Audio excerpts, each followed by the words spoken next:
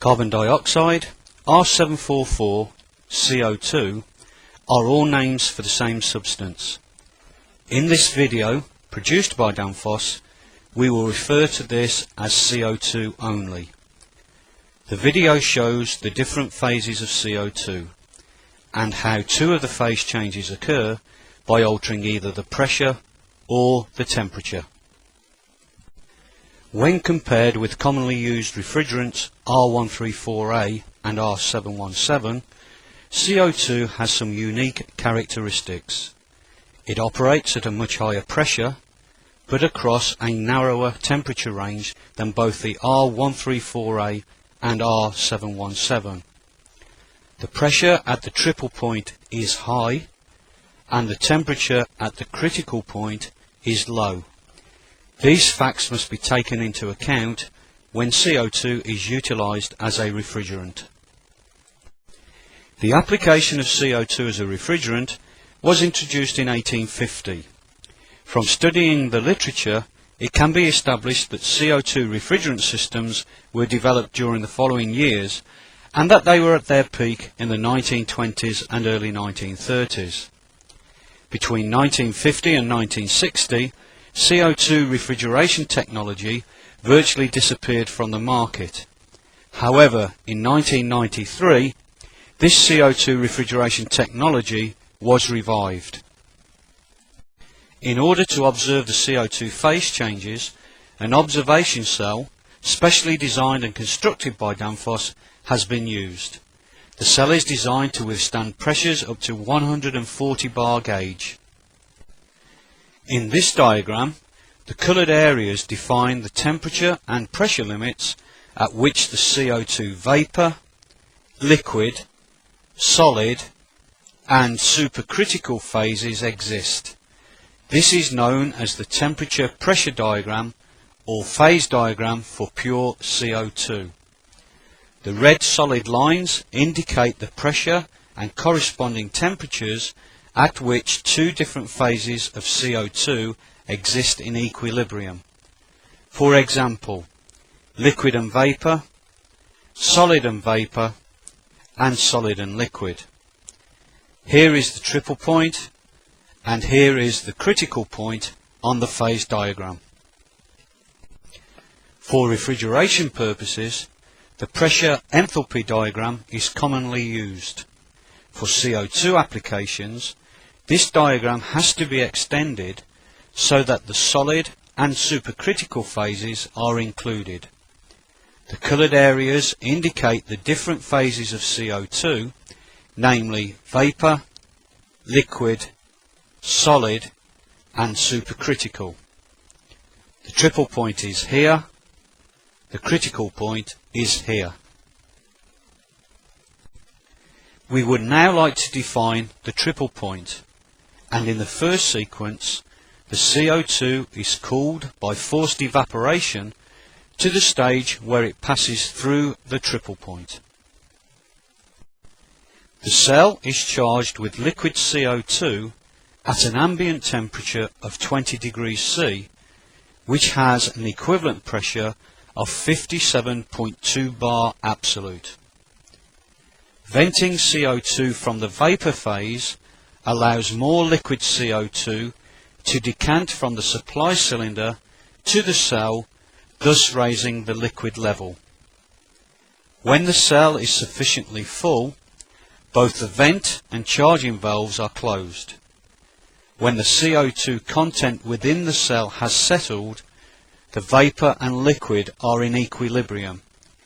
This is represented by the cross on the vapour-liquid line. The vent valve is now opened to release CO2 vapour. The pressure and therefore the temperature of the liquid CO2 falls rapidly as it boils to produce more vapour.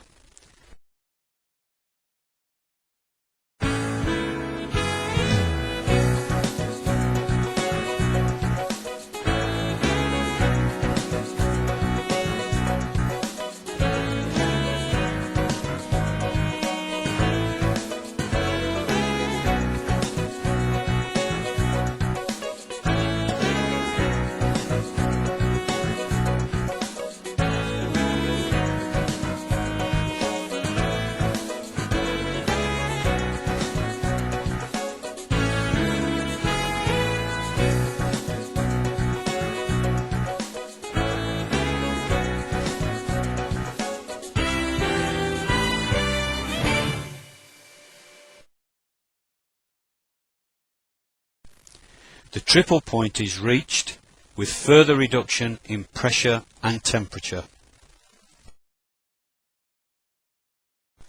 The system has now moved further down the vapor-liquid equilibrium line.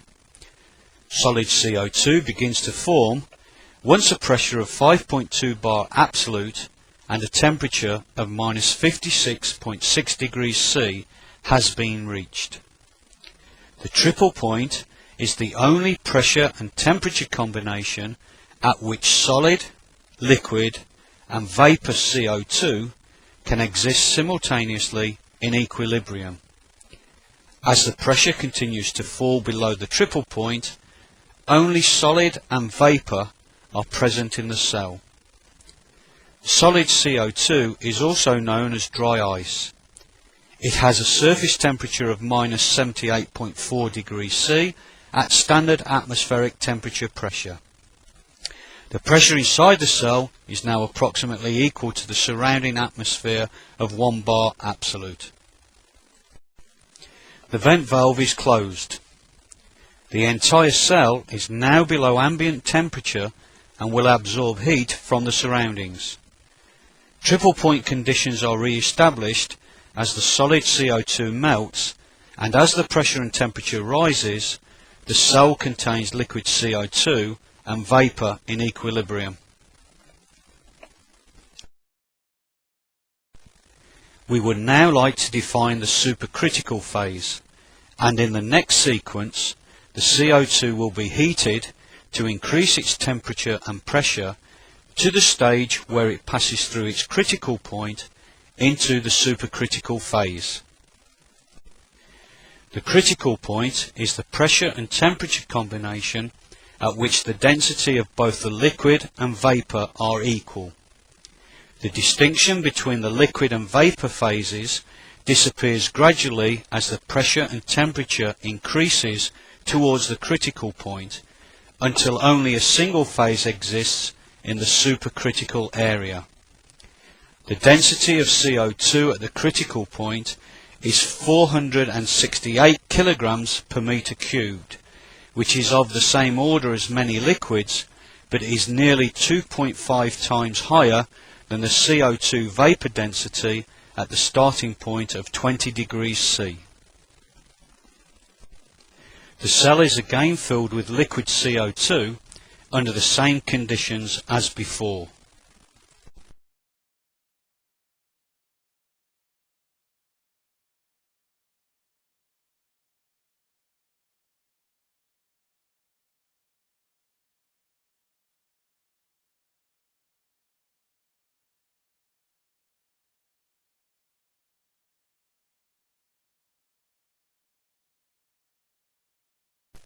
The temperature of the liquid CO2 increases with a consequent increase in pressure as the liquid CO2 boils.